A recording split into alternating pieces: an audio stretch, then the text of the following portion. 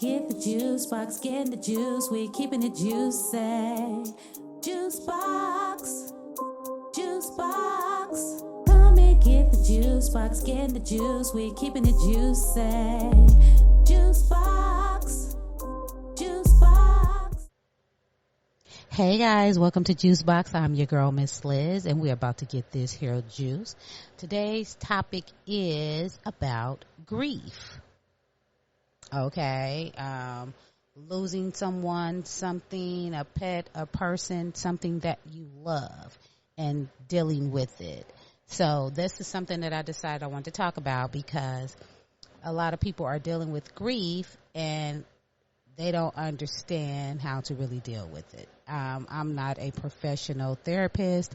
However, I have dealt with some grief, such as losing family, friends, and pets, loved ones as always, pets, family, friends. And it's really not a easy thing to do. And in losing things, friends, family, pets, you have guilt. A lot of people deal with a lot of guilt, and the guilt is what you should have done, could have done, the shoulda, woulda, couldas. Okay, like I could have been a better friend. Maybe if I would have picked up the phone. But everything happened as it should. Like grieving over a pet is different. I don't know if anyone has ever grieved over a pet, because grieving over a pet is really devastating. Like, you can grieve over a pet and you're crying over a pet like you're crying over a human being, and you can't understand the emotions. Because I have lost several pets, which is 3. My first one was Shug. He was 13, a Yorkie. My second one was Romeo, was another Yorkie. He died of kidney failure at 4, and that was just too much. And then Rocky, who was 18, he was also a Yorkie. I had 3 Yorkies, okay, and he lived until he was 18. And that was a situation where a friend of mine asked me to watch her dog, and she never showed back up. Okay, so that became a whole traumatizing thing, because when she dropped him off, I was assuming that, because he was already 13, I was assuming that he was going to pass away sooner. But he actually outlived my 4-year-old Yorkie. And I was so upset the fact that she dropped him off and never came back. She started off good now, because I was like, maybe if I charge her weekly, then she would actually, come back or whatever. But she actually did not return, which was a terrible thing for me, because that dog slept by my door for days, and that really hurt my feelings. Like, I was so hurt for him, so I felt like she was wrong for that. So I really went in on her. I really was pissed, but I went in.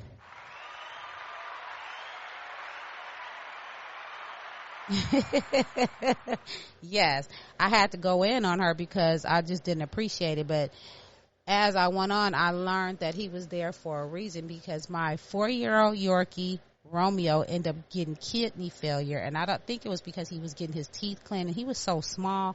I don't know. Then it was a pet food had a recall. It was so much. It was so traumatizing, and this all happened in 2018. And Rocky was 13 at the time. Cut 2 was 2023.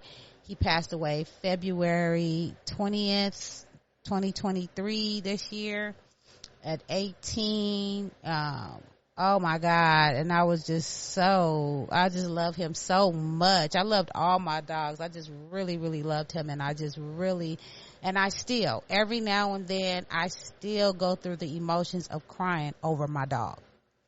So I just want people to know that grief has no time limit. I lost one of my good friends, Kelly, in 2016. Tomorrow will be, 2016, 17, 18, 19, 20, 21, 22, 23. It'll be 7 years. Time has went by so fast, and it seemed like it just happened. Yes, my girl Kelly Mosley. She's so funny. And I find myself, when things come up like me laughing, I'll be like, Kelly, you crazy, because I always think about some of the things she's saying. It's almost like I feel like I can still hear her in my mind. And it's just so sad that I lost one of my good friends like that I miss my girl a lot. I miss my friends. I miss a lot of my friends. And the grief, you know, it could just be a sound. It can just be like some music, a smell that can bring back all that memory, you know. But this is just a short little message to all of those out there listening. Guess what?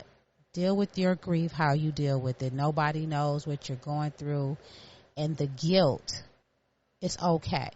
You know, we all feel guilty about what we didn't do. I could have done this. You know, like when my aunt passed away, I felt like, oh, I could have been a better niece. I could have been here for her, because I was out here living my life. I'm chasing my dream. You know, we out here living our life, chasing dreams. People in relationship, you have your own lives. People call you, they get on your nerves sometimes. But sometimes it just takes a second to listen. I know sometimes people can get on your nerve, but it just takes a minute.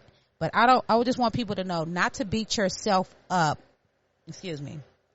when it comes to certain things, because it's hard. You cannot put all the weight on yourself of feeling guilty about what you didn't do, or you could have done what you could have done and how it could have went, because if that's the way it was going to go, it would have went that way. Everything pans out the way it's supposed to pan out. You know, like at the time when my friend Kelly had got sick, it was crazy, because I was feeling some type of, me and her were going through some type of situation where I felt some type of way. And one of my other friends who I introduced her to they were still friends, but she never really told me that my friend was sick, because I hadn't spoken to her, but I had called her out the blue just to be like, hey Kelly, I'm checking in on you, how you doing? And she never really responded. So when I saw my friend at her daughter's gender reveal, she was like, you know, Kelly's sick. I'm like, no, I didn't know she was sick. How would I know that she was sick? They're assuming that I knew that she was sick. But how would I know that she was sick if no one told me? That's just assumption. So when she told me, I was just so devastated. But you know what? I am so glad that when I did find out, I was able to be there for my friend. And that's all you can do, is be there as much as you can. I was able to enjoy moments with her. I was able to cut her hair off, because I'm a hairstylist. So when she was going through her chemo, I was able to be there to cut her hair off, help her braid her hair, just a lot. Spend time talking to her on the phone, because she didn't want to go to sleep, because she didn't think she was going to wake up. She was actually scared. And to speak to someone that know that they're going, when she's like, the doctor said she wasn't going to make it. And I was just trying to comfort her and say, guess what? Only God have the last word. They don't know. Only God, you know. But in the end, he did have the last word. My friend gone. You know, my road dog, like me and Kelly used to have so much fun. And all I can hear her in my mind is saying, fuck these motherfuckers, Liz, these weak ass bitches. You know, it's just, you know, you just think about your friends. And some days I'll cry, and I think about, like, you know, I miss my friend. I miss my family. I miss my dogs. I miss a lot of people. Just because they're gone, they're definitely not forgotten. You know, that pain never goes away. Like, even speaking of it now, I can feel my emotions when I talk about it. Like, when I talk about my dog, I can feel my emotions coming, you know? So I just want to say there's no perfect way to grieve, but I just say, don't deny it. Take care of yourself. Deal with those emotions. Face those emotions. You know what I'm saying? If you have to cry, go ahead and cry. I'm not ashamed to cry about certain things, you know, and then I turn back into the G after I done cried, you know, a gangster that cry. I just want to tell you, there's no perfect way, but you definitely need to grieve, because that can come out your grievance can come out in different ways. Getting in wrong relationships, like because you're going through something, you start dealing with the wrong people, start smoking too much weed, start doing too much blow, just start drinking too much, just start doing a lot. You know, you start really get into a deep depression. You know what I'm saying? Like even people that has lost their parents. I lost my dad, but you know, Dylan, I don't know. I think I don't know how different it is because I haven't lost my mom, but I know that most people cry for their mama. You know, they miss their dad and they cry, but I'm just saying, like, I just want to tell you guys to listen. Basically, life is short. Live your life. Do what you need to do for yourself. Don't allow anyone to tell you anything different. You know, you can listen to what they say, but stick to your first mind. When you know something isn't right, you know it's not right. And don't put all that pressure on yourself as far as feeling guilty about being there, not being there, or you the shoulda, woulda, couldas. You know, you have to forgive yourself because, you know, it's been times where people like, they called me and I didn't pick up the phone. Maybe if I would have just picked up the phone, but everything happens for a reason. You know, don't beat yourself up. Forgive yourself. Love yourself. Deal with your trauma. Like, I feel like me talking about it right now is like dealing with my trauma. You know what I'm saying? So, but sometimes we don't deal with our trauma. You know what we do? We just keep moving on in life. And you just keep moving on and never dealing with your trauma. And then you just wake up and boom, you just got a whole bunch of trauma. So take care of yourself. This is my little mini podcast. I just wanted to say this and get this off of my chest because, you know, people are dealing with grief out there. You know what I'm saying? If you feel the need, you want to talk, guess what? Hit me up, juiceboxentertainment.com. You got Juicebox on entertainment on YouTube, juicebox_entertainment on Instagram. You can hit me at shoot me an email. Okay? It's somewhere up in the it's in the bio, it's somewhere. Shoot me an email if you want to talk about it. You know what? And I'm your girl, Miss Liz, and I just want to tell you guys to keep it juicy, stay positive, and guess what? Keep going. No matter what, just keep going. It's going to be days that you want to give up. Keep going. And it's okay to take some days off. It's okay to take a break.